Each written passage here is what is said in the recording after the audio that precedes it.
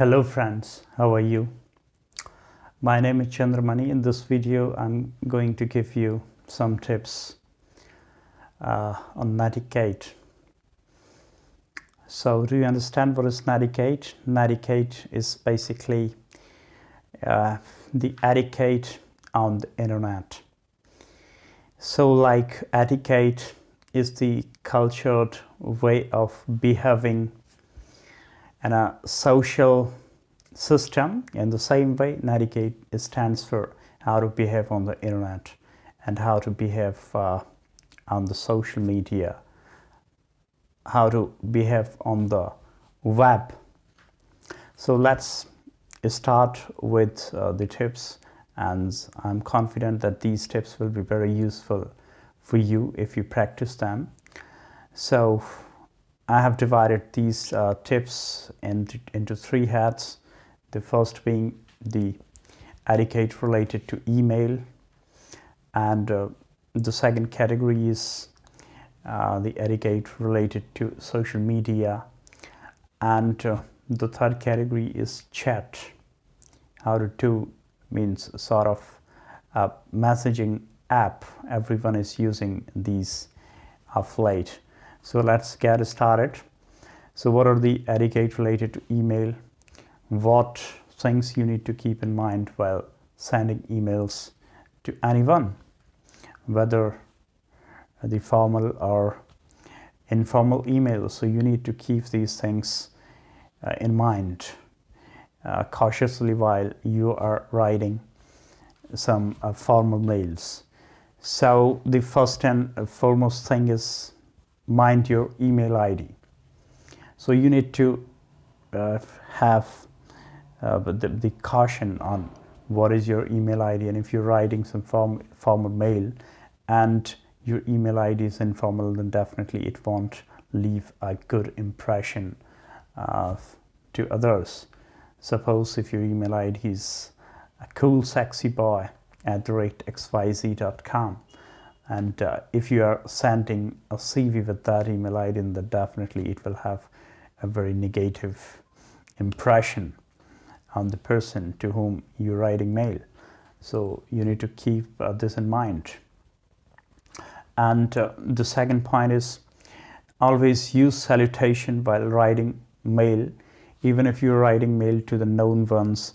So you should use proper salutation. So salutation is just the beginning of your email. So here you can write dear, and then the name dear, and then the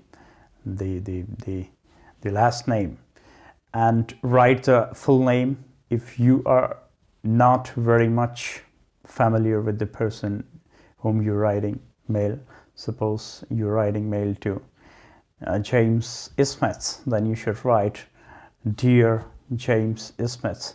So never write dear Smith or dear James, something like that. You should write the complete name, and you shouldn't skip this particular salutation. So use proper salutation.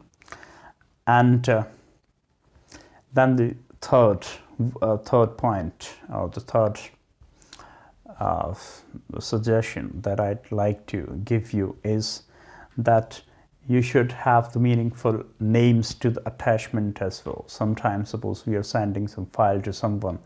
Suppose if you are a student, you are submitting your assignment to your teacher, and if you're sending it with the default name, suppose new document 2.docx, or with some extension, then if the teacher is getting assignments from suppose 20 students, then if your name is not given there, then for sorting these assignments, she needs to manually rename your document or the documents received by others. So if you are giving it a meaningful name, and if you are sending your CV by mail, or if you are sending some assignment, then you should write the name of your name. And if you're sending a business proposal, then in that case you should include the name of your company or organization as well in the names of the attachment you're sending. and have email signature. Suppose you are having disk using email ID from which your identity is not being disclosed. Suppose you are having an email ID like that, xyz04927@gmail.com. So it is not telling you anything about who you are. And if you have not mentioned your signature, then it will be almost impossible to track who you are for the receiver who is receiving the mail from you.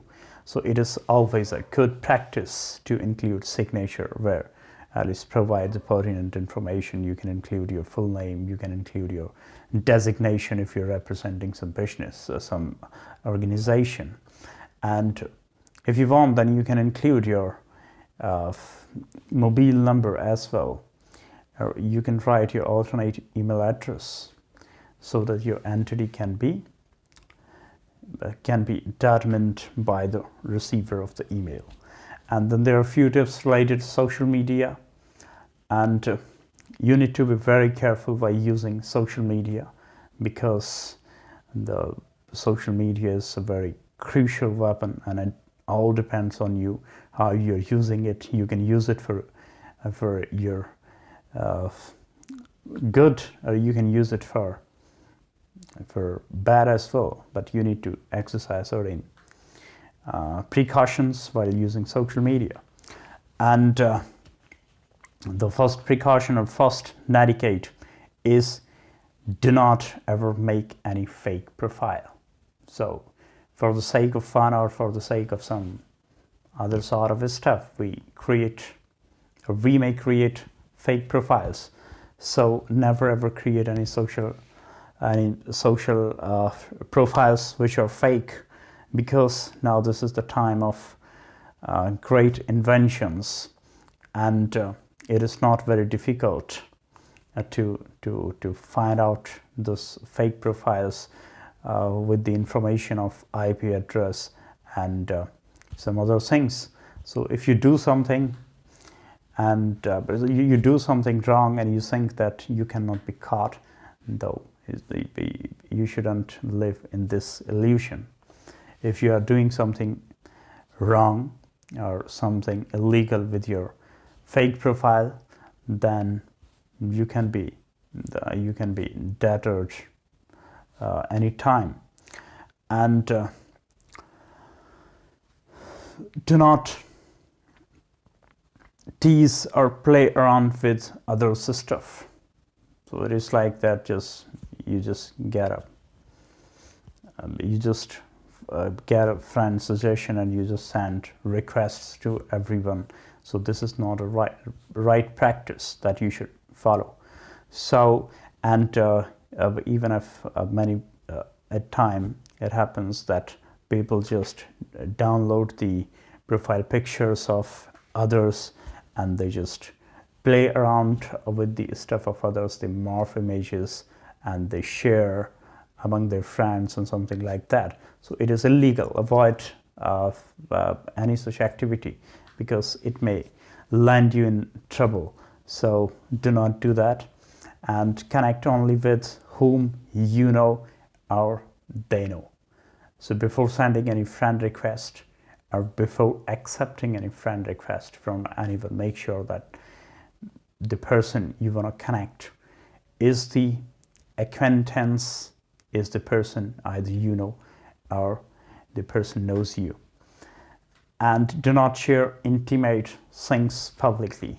Many a time it happens that we share the pictures which we consider to be private, and if we in our profiles we do not apply the proper privacy settings, and sometimes even the intimate things get shared publicly, and sometimes those also appear in the Google or other search engine searches. So you need to be cautious that what type of privacy you have applied on your profile, and whether your intimate pictures or some other stuff is being shared with the public. If you want to share them, then make sure with whom you want to share those things, and if you want to share with only within your family or within a limited group, then create a private group and personally share them. So so you need to keep this thing into mind, that do not share public stuff. Do not share intimate things publicly. And next one is, do not use abusive or taboo words on social media. So if you find out stuff, you find out a news and you find it unpleasant, and then you just burst out of emotion and you write something.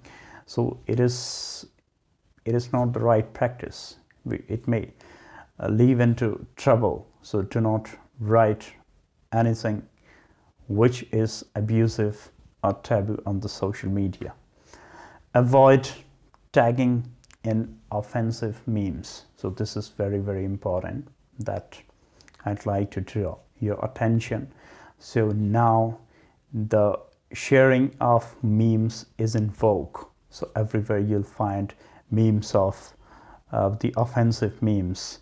Suppose of a girl who is black and fat, and then there is a text written on the meme that tag your friend whose name starts with letter A. So if you do that, so it is a kind of offensive practice.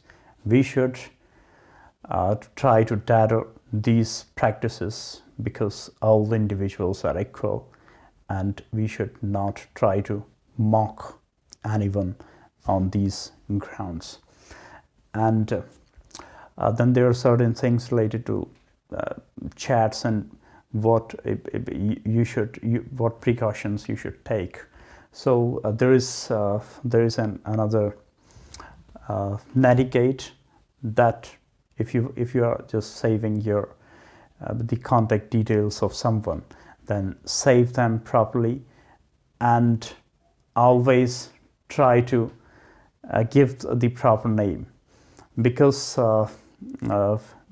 nowadays whatever information you are sharing, that is being used by various apps. Suppose if you're saving the contact number of your friend, and you're using Truecaller, then it is also accessed by Truecaller, and whatever name you give, it is saved in the global database of Truecaller. So if you have not given an appropriate name, then definitely it can create a bad impression for others. So you should take this precaution. Then whenever you're saving the names of others, so save them properly with proper names. And while chatting, do not spam. Now there is a practice that if you're using WhatsApp or some other messaging app, then 80% of the messages you find in your inbox, and others also find in their inboxes as well, that those are useless and spam. So avoid the practice of compulsive forwarding of the messages. Only forward the messages which are pertinent to the receiver. So avoid the practice of forwarding vulgar and spammy messages. So these are the tips from my side. Thank you for watching.